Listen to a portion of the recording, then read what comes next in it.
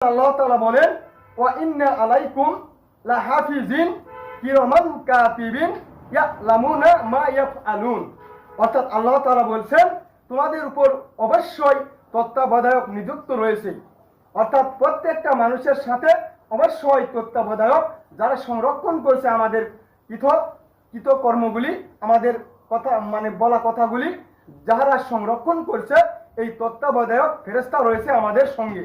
তাহলে তত্ত্বাবধায়ক ফেরেশতা রয়েছে আমাদের সঙ্গে। আমরা যা কিছু করছি, যা কিছু বলছি, আমরা যেখানেই যাই না কেন সবগুলি সংরক্ষিত করা হচ্ছে, লিপিবদ্ধ করা হচ্ছে কাদের মাধ্যমে?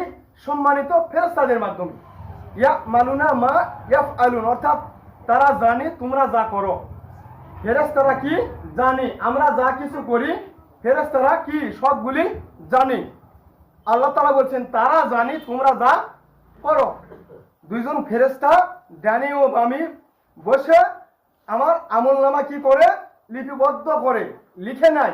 আল্লাহ তাআলা বলছেন যখন দুজন ফেরেশতা তার আমলনামা লেখে লিপিবদ্ধ করে ডানে ও বামে বসে, সে যে কথাই উচ্চারণ করে তা গ্রহণ করার জন্য তার কাছে সদা প্রস্তুত প্রহরী রয়েছে।